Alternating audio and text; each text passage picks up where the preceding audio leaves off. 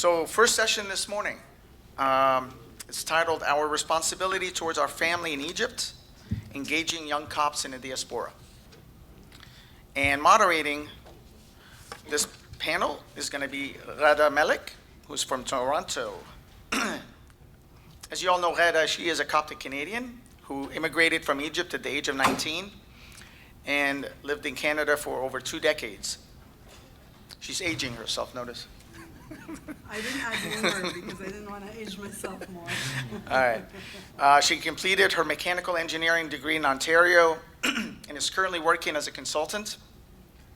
In addition to her role in advocacy, Ghada sits on a number of boards, including the Coptic Professional Network Association, her local Rotary Club of Streetville, and the Women's Council of the Progressive Conservative Party of Ontario. Ghada is a mother of 2 children, who is heavily involved in her local community and in politics. Good morning, Ghada. Good morning. All right. Thank you, Michael. Thank you, Michael, and good morning, everybody.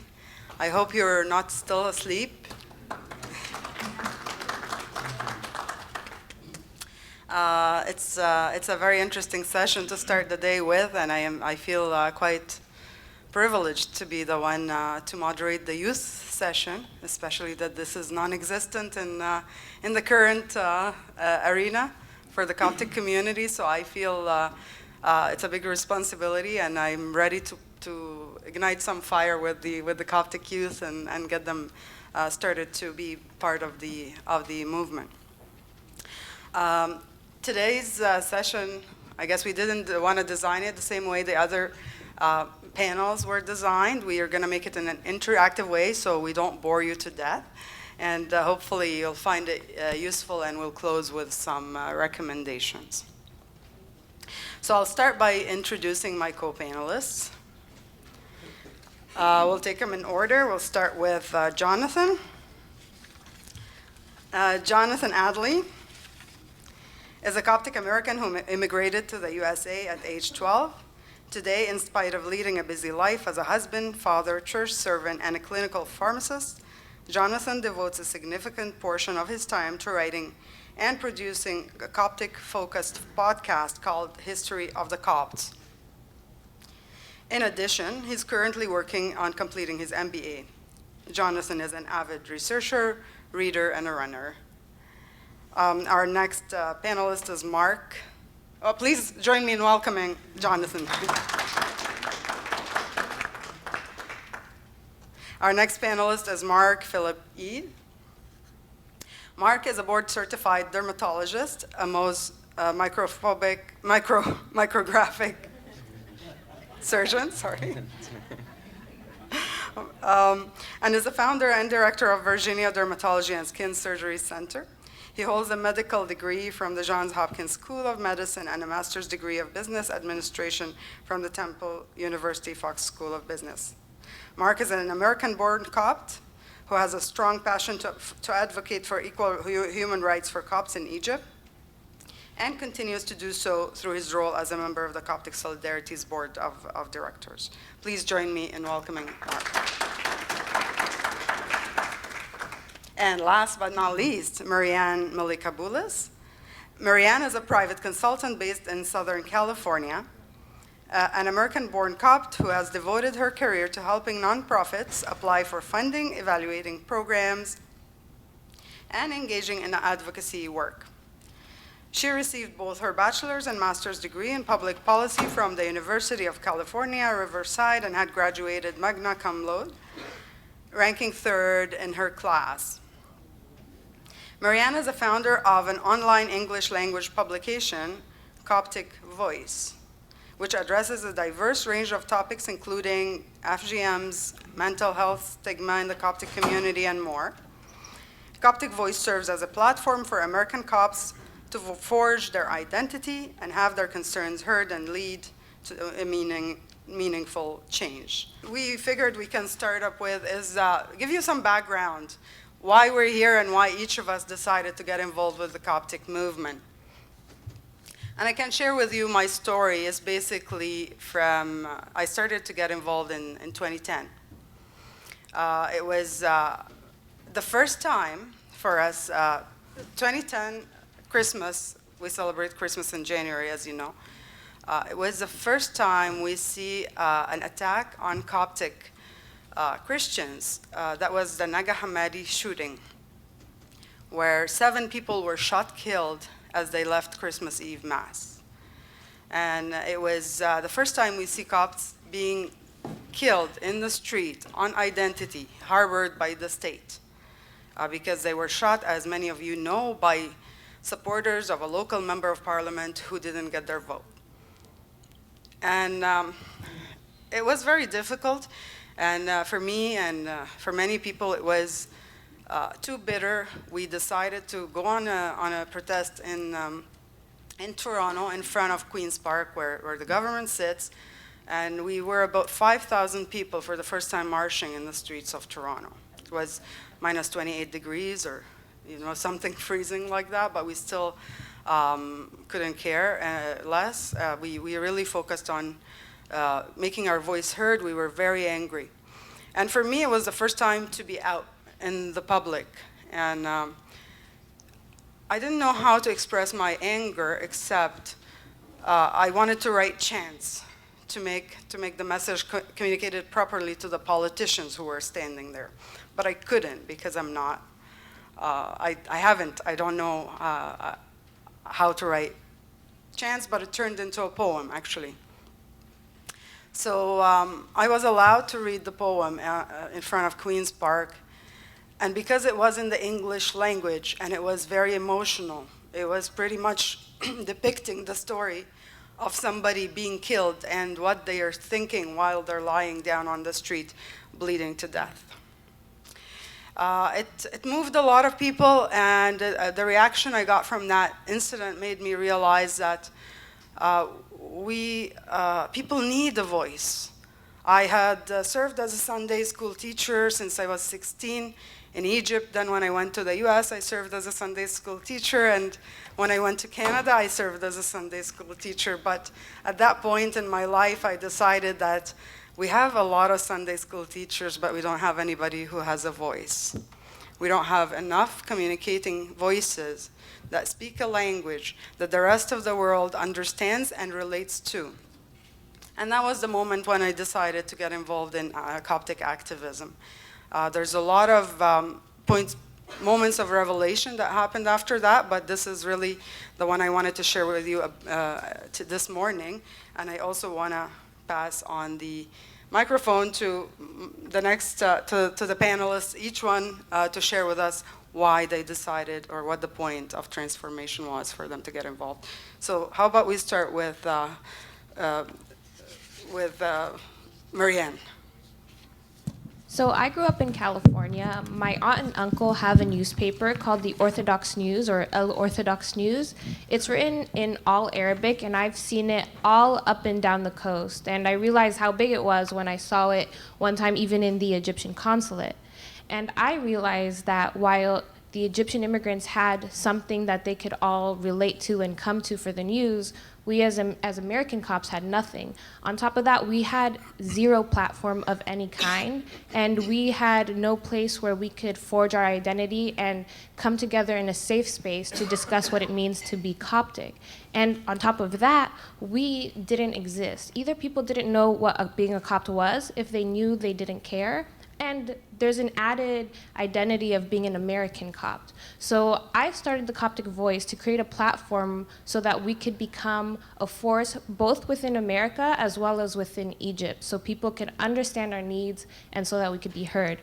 Since I started it almost a year ago in October, and it's gotten huge. I've had people all over America write to me. For example, Jonathan, who wrote a fantastic article, and he just wrote another one as well. I've had people, which was amazing, read from all over the world, from Paraguay to Kenya to Egypt to London, and of course America and Canada. And that is how I started. All right. Mark.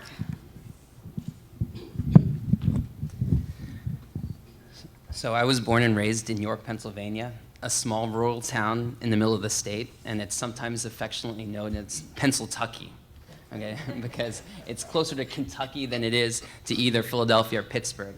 So someone would be hard-pressed to find any place further away culturally to drop a Coptic boy in than Egypt. And from the many times I was asked the question, where are you from?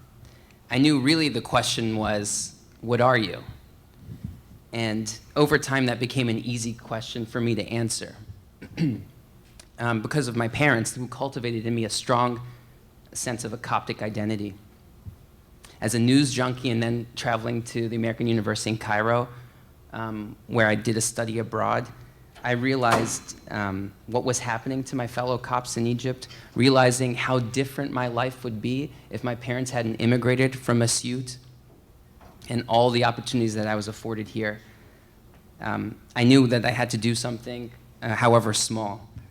An uncle who has really committed his life to this cause introduced me to Coptic Solidarity, and Coptic Solidarity really doesn't market itself, or the hard work it really does on behalf of the Copts in Egypt, but it's the vanguard of Coptic advocacy, educating both the public and lawmakers, advocating in diverse places like the UN, the US Congress, worldwide media, and even FIFA recently.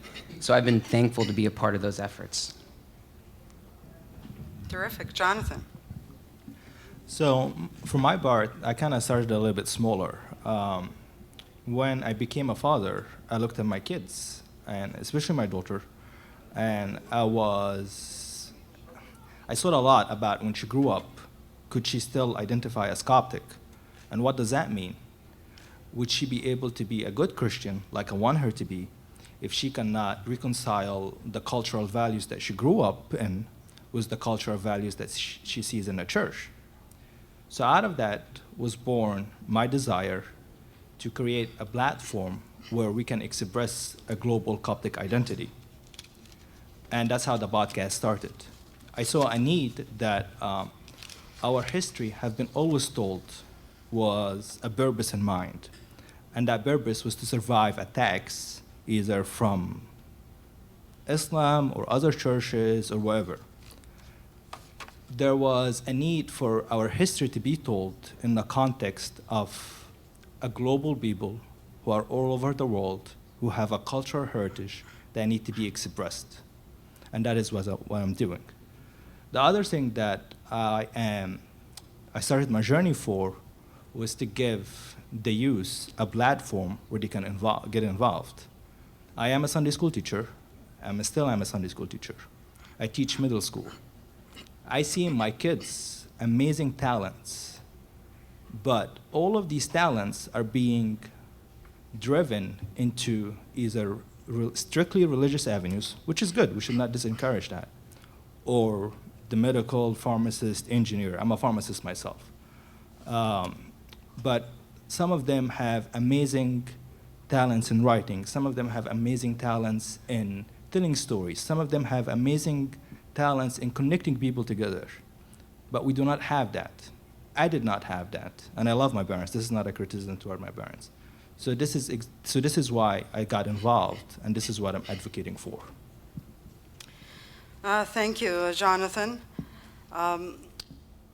It's pretty moving to hear everybody's story, so it's important to know how to connect it to what we're trying to achieve today. And the topic of our discussion today, or our panel, is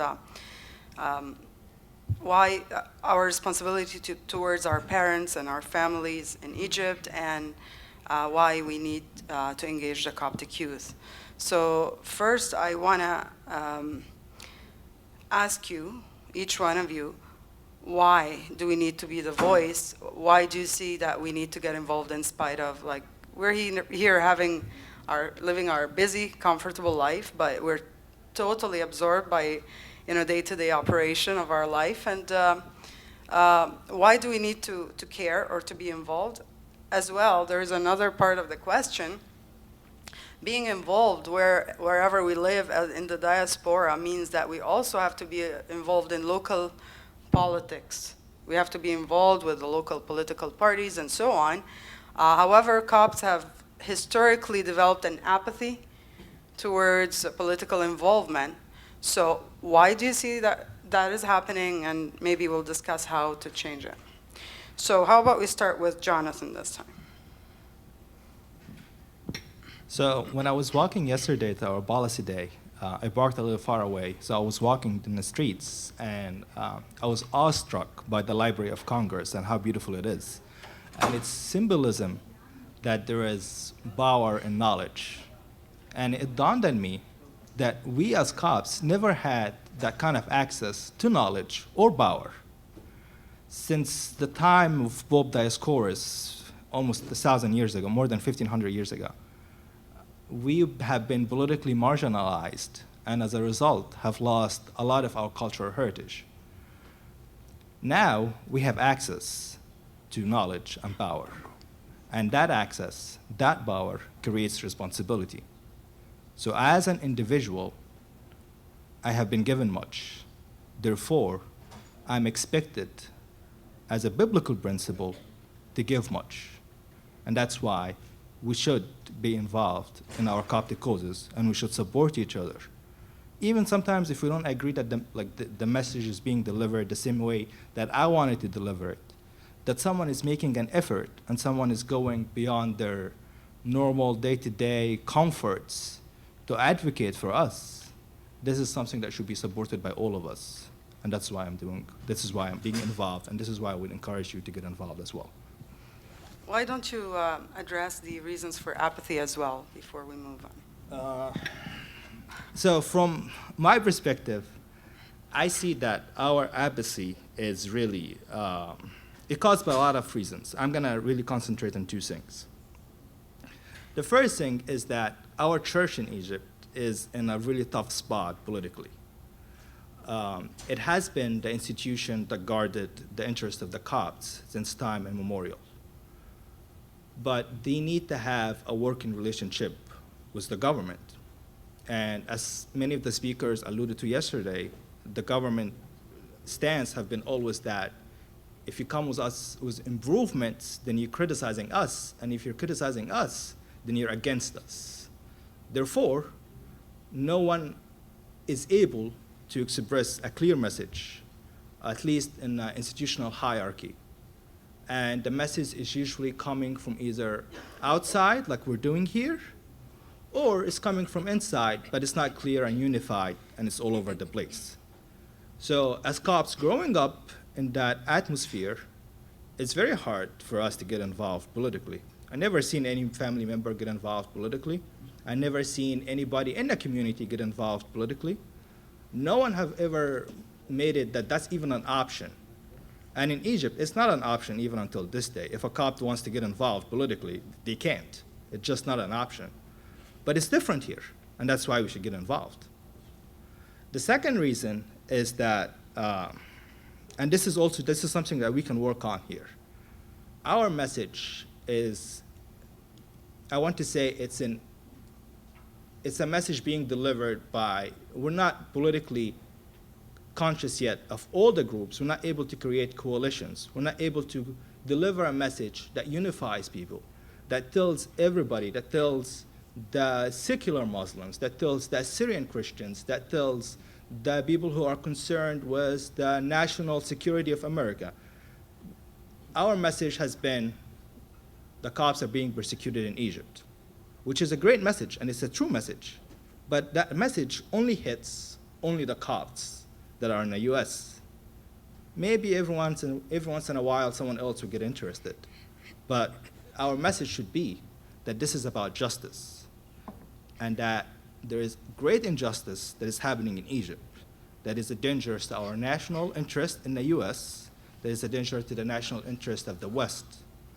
And therefore, we should be able to form more coalitions, and we should be able to have a message that is about justice. In the word of Martin Luther King, injustice anywhere is injustice everywhere. And that's why I think that we have challenges to get the Copts more involved. I love that message, actually, Jonathan. And I would like to go back to the church, the role of the church. And you're pretty right. You nailed it.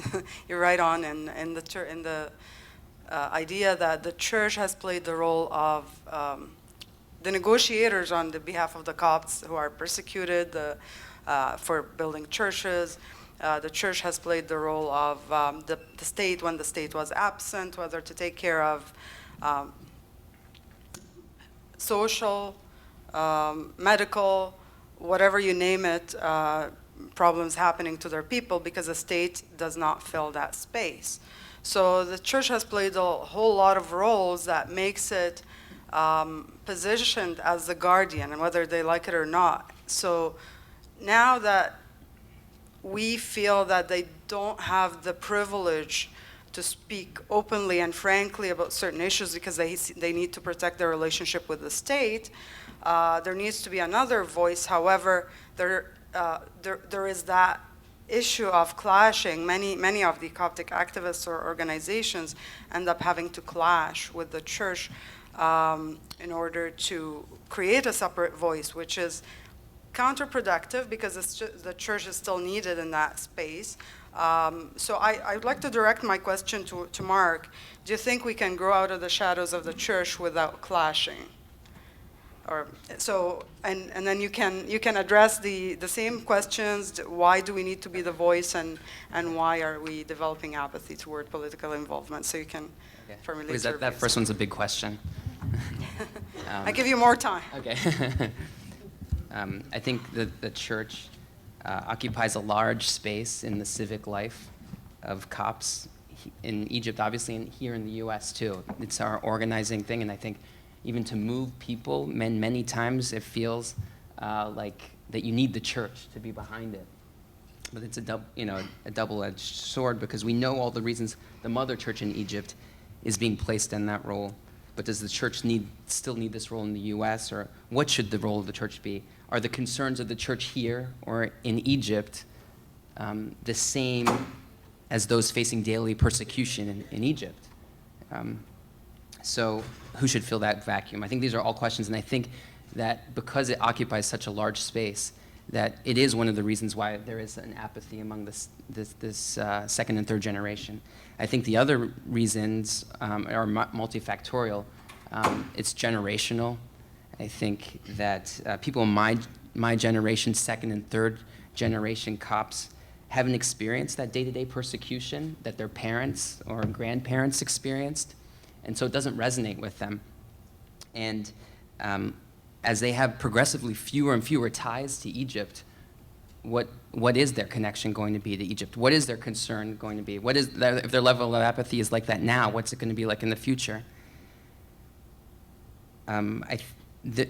The other factors that play a role here, absence of strong organizational networks that are changing in this country. I mean, we see things, but I think we need to strengthen that network to engage the Coptic diaspora population to care about this issue.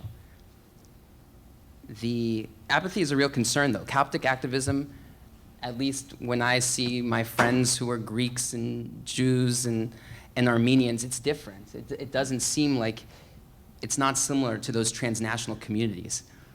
And I think those are part of the reasons why. But why do we need to say something? Why do we need to be the voice? Because we have an immense talent pool, and if we don't tell that story, who's going to tell it for us? It'll be the wrong story that will be told. The same resiliency and hard work that allowed us to survive as a people in Egypt is also the reason why we flourish in the world when we don't have opportunities denied to us. We're going to have many more Dina Habibs and Michael Minas and Rami Maleks, people who climb the ladder of success in their respective fields in this country.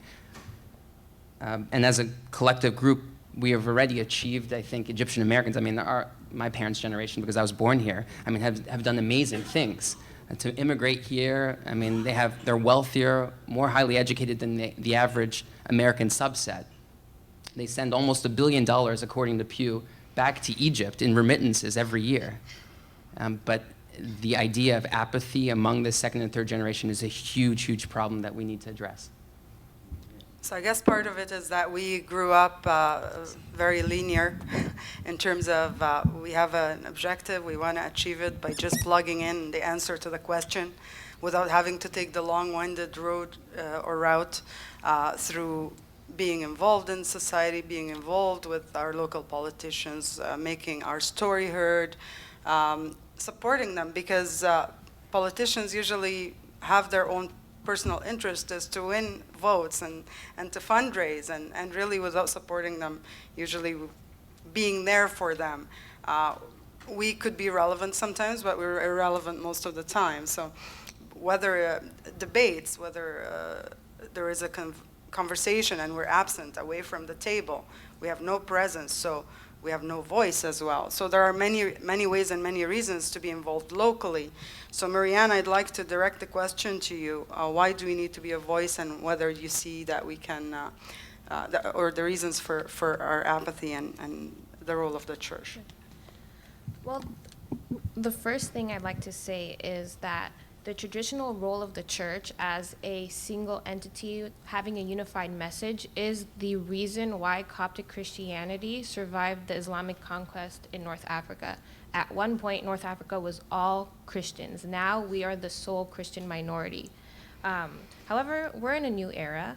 Coptic Christians have transcended our political and social restraints in Egypt, and especially for second-generation Coptic people, Coptic Americans, we are raised with an innate American value of the separation between church and state. So we are somewhat far removed, I would say, from that tension between church and separate institutions. We have an easier time understanding and digesting institutions that aren't necessarily backed by the church, but can have the same interests as the church, namely the protection and prosperity of the Coptic people throughout the world.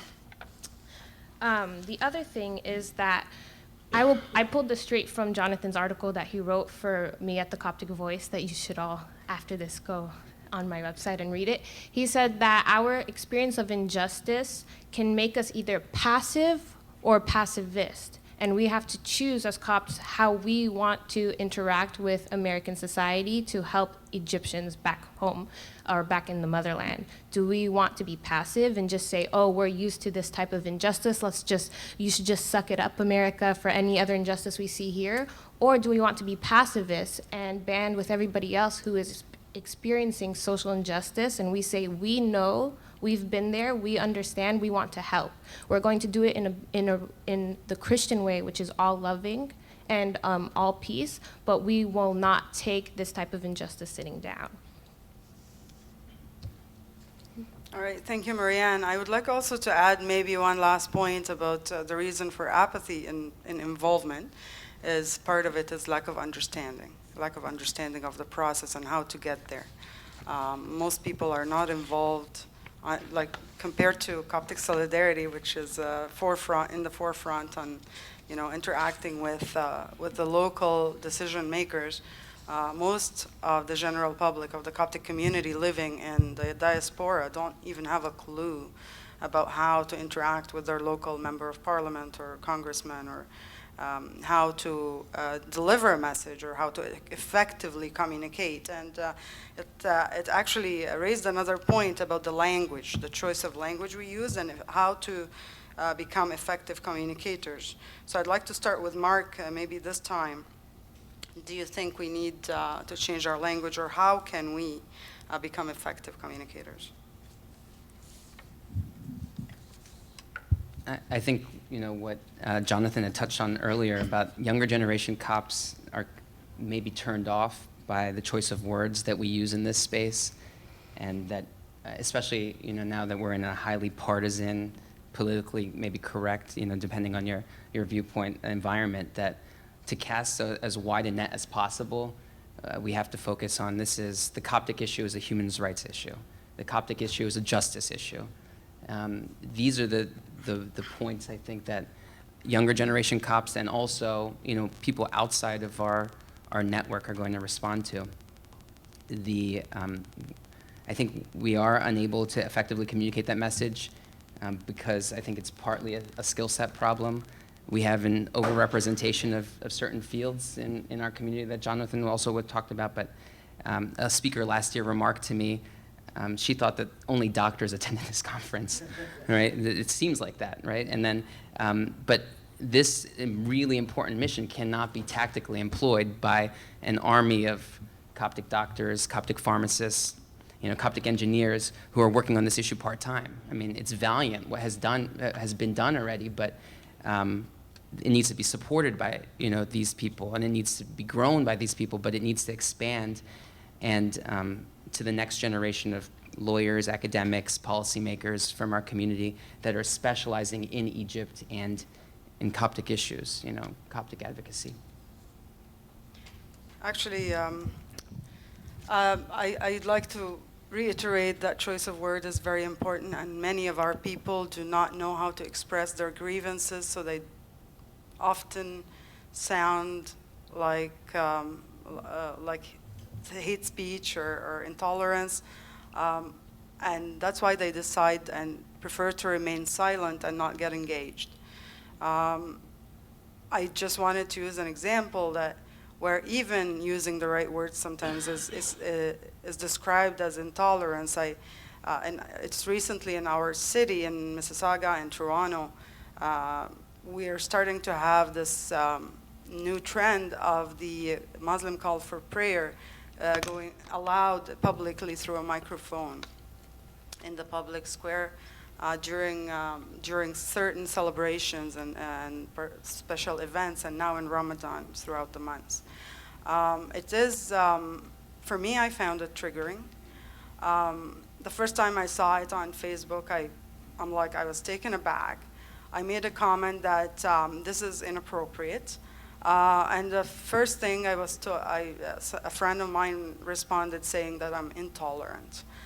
For me, that was kind of, okay, I better delete this post or, take back my comments. But in the meantime, I am triggered and I don't know how to explain it. I have grievances. I grew up in Egypt. I left Egypt at age 19, as you know. So I've pretty much lived the culture. And across the street from us, there was a mosque, and that mosque is representative of, it's not a unique case. It's not all the mosques, for sure. There are good and bad sermons.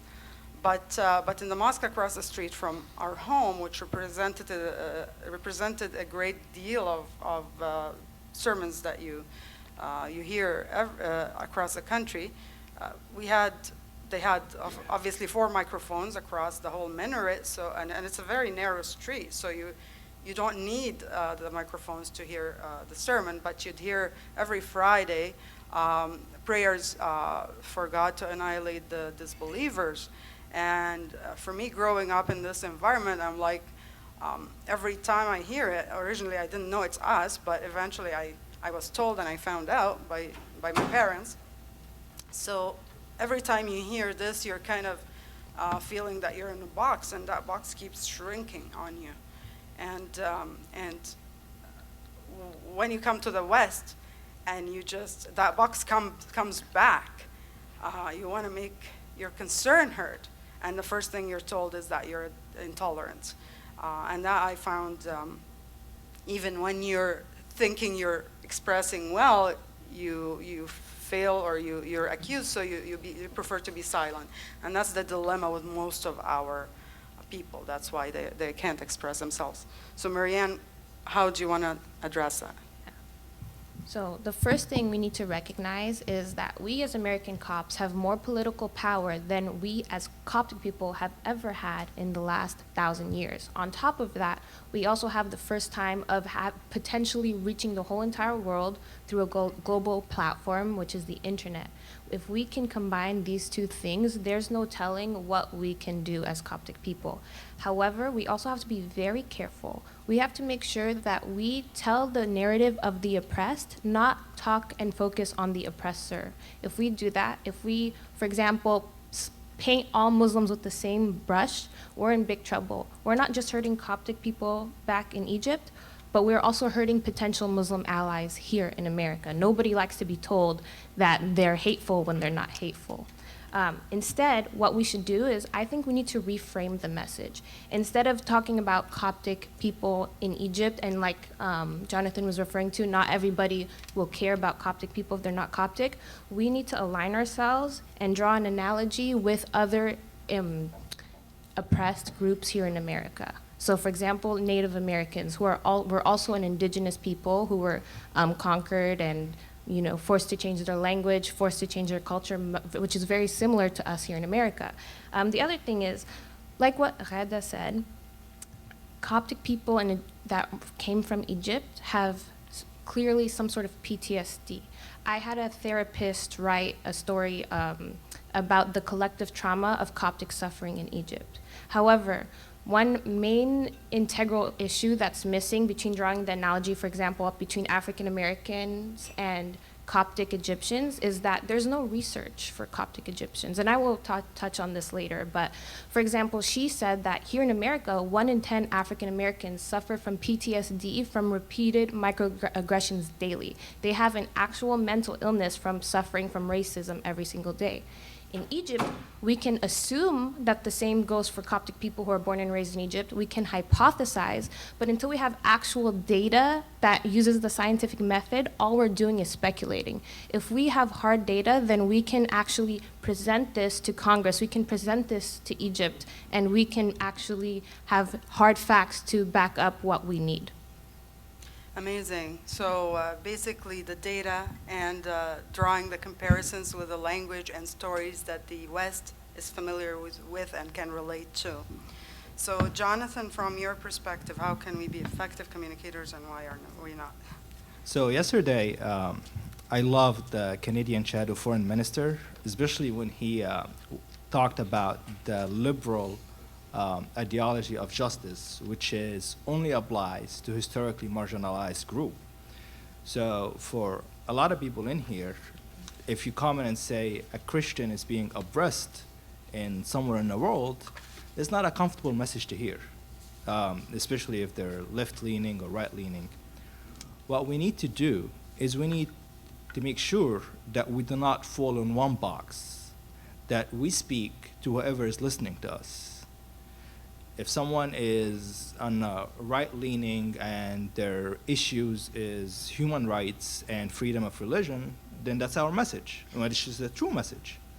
If someone is in the left and they're concerned about national security, for example, and how the Middle East can be a peaceful place when everybody can coexist, we can exactly deliver the same message on how the only way Egypt would be a stable U.S. partners for many years to come is if it's a strong democracy with a rule of law with citizenship rights for all.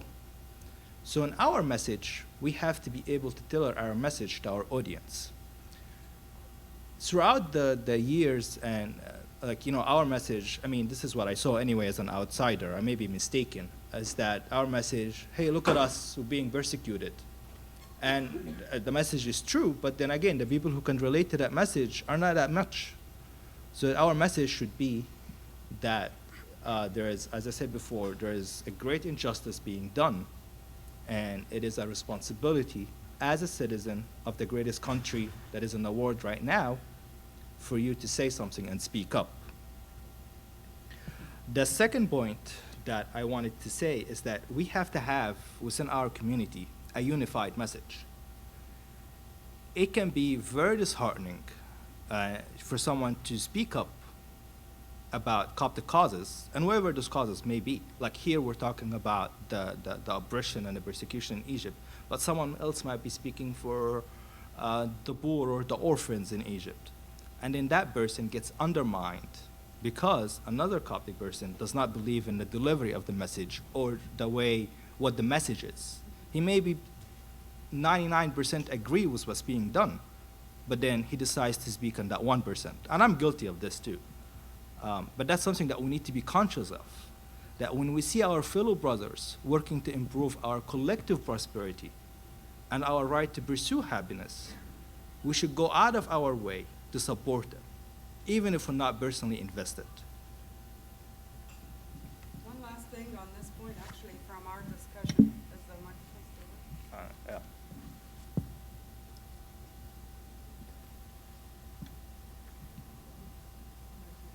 Anybody knows why?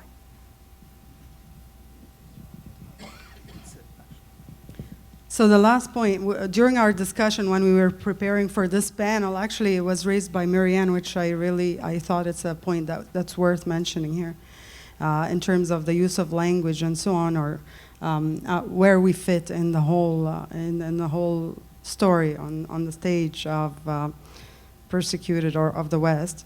Basically, the issue here is that we are Christians, but we are a minority that's persecuted. Christians, in the definition, there's a right and left definition for Christians, or almost like a categorization. And it's basically Christian means white, means oppressor, means slave owner, means occupier. On the right, obviously they're trying to challenge that agenda, but we don't fit either here or there. We have a special place in the middle where our message is lost because we're not able to communicate that. So what we need to do is we need to create our own criteria, our own category. We're neither that on the right nor on the left. We're our own, and there are lots of people like us, but we don't get categorized properly. So that's a very valid point. Thank you, Marianne, for it. I guess leaving here, we don't want to walk away without recommendations, without a path forward. So I'd like each of you to give me your conclusion on, do we have any hope? Do we have a chance for change, and what do you recommend we do going forward? So from today onward, we have a roadmap to provide to our young people everywhere. Marianne? I do have hope. So as we know, Coptic youth not being engaged isn't just a Coptic problem, it's a millennial problem. So millennials are quickly becoming the largest age group in America, but we're also the least likely to vote. However, I think this highly politicized climate will hopefully force young people to be engaged once they realize that votes equals lives changed. So I think I hypothesize that we'll see more engagement and advocacy from Coptic millennials as well as other millennials. The other thing is that we really need to, as Coptic people in our culture, we need to destigmatize the humanities.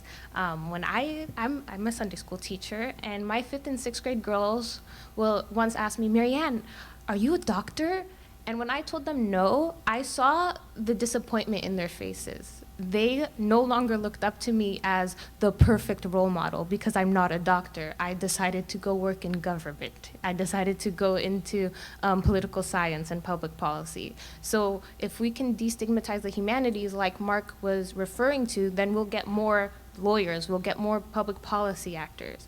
And the last thing is that we need to initiate studies, like I was saying. We need to find funding. And on top of that, we need to have our own racial classification. So we, as North Africans, would fit into the MENA category, which is Middle Eastern North Africans. We actually, in America, the 2020 Census Bureau will have a MENA categorization, but the rest of the world needs to have one too. The reason why it's important, first, we currently are classified as Caucasian. That's not fair to Caucasians because we're now skewing the data, and it's not fair to us because we get lost in the data. And we also can't get funding. So whenever I apply to a grant, usually there's special grants made specifically for Native Americans or made specifically for Latinos. But if we have our own for the MENA people, then we can get more funding to do that research to make that change. So I think my main point is that we need research. Terrific. Mark? Or Jonathan? Sure. So I also do have hope because I walk in here and I know most of you have no personal gain of coming here and taking time out of your days and work, but we're here. We need to create that same kind of interest in our youth. And I think there is that interest, but there is not a platform that they can express themselves in. We need a platform where if someone is politically engaged, they can participate in. We need a platform for someone who wants to know more about their identity, they can be part of. And this is what I think Marianne and her Coptic Voice on my podcast we're doing.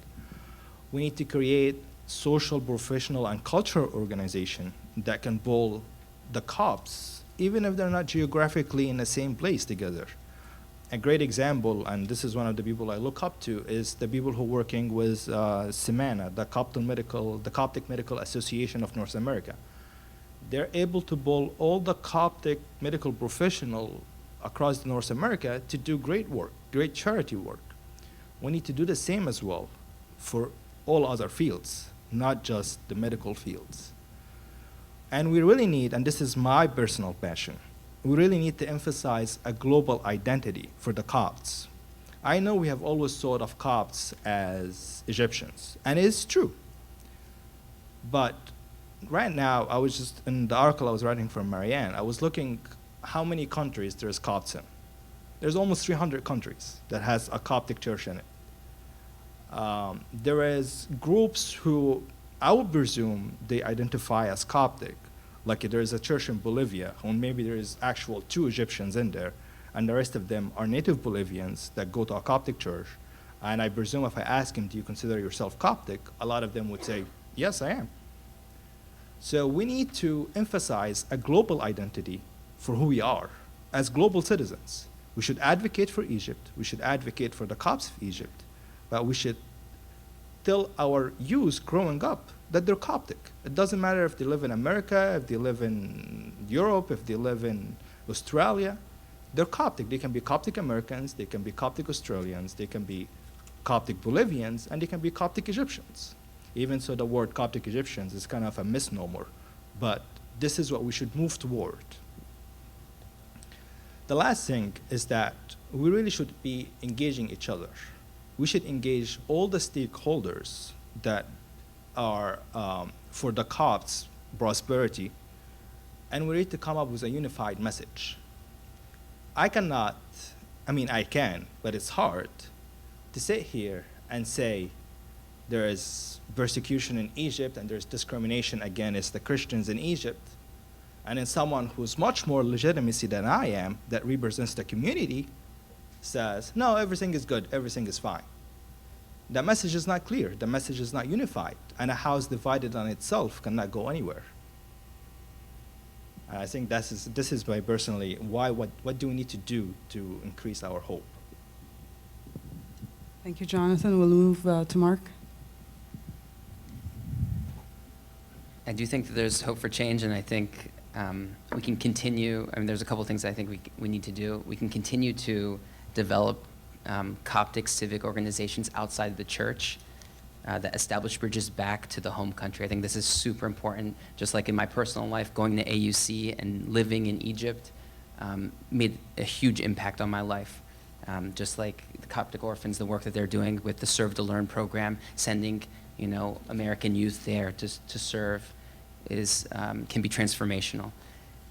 I think we can engage young Coptic professionals to use their area of expertise, whatever it is, to support and create initiatives that build our Coptic unity in the diaspora. And I think what Marianne and Jonathan are doing is so admirable, that they're meeting Coptic youth where they congregate, and it's increasingly on social media platforms now. So to continue expanding that. As a Canadian MP yesterday, I was really enamored with him as well. He said, personnel is policy. Personnel is policy. And the more we invest in the next generation of Copts to identify with global Copts and to pursue policy positions within the US government and other governments within the West, the more likely we'll have people at the table who represent our interests and ultimately improve the lives of our brothers and sisters in Egypt. Thank you, Mark. I'll elaborate or add to your both suggestions about talking about establishing Coptic organizations as a tool to grow collaboration and make use of the talents, and then we allow people to work together and learn how to work together. I agree 100%, and I also I believe most of the time when we're trying to create collaboration, we focus on political or human rights organizations, but I think those are the hardest starts, because people clash or disagree, and being of the mentality of a third world, we usually don't know how to continue and to work as a team. So I prefer that we start in social, professional, or community organizations, local communities, again, that would teach us to work together and help us know ourselves and our skills. We also, in Ontario, we started this Coptic Professional Network Association. It's a Coptic association that gives people discounted rates, people who don't have group discounted rates. It's a service, not for profit, but it brings people together, it teaches us how to work together and how to serve the community, and it's just growing. We're also starting on local Coptic festivals that bring us to the town square, make us known to the local residents, showcase our culture, and help us learn how to work as a team. So all of these are definitely important. So in closing, before we move on to questions and answers, I don't know if you'll have any questions, but I just want to reiterate all the recommendations that were made by the panel, and I think this is the road map going forward. We need a platform for the Copts young Coptic youth to communicate and shape their identity. And that is probably starting point is Coptic Voice and the History of the Copts podcast. So please visit them. We need a global identity, and we need to frame it and unify it. We need to build start social and professional local organizations to teach us how to work together. We need to learn how to choose the right language for our audience so we're heard.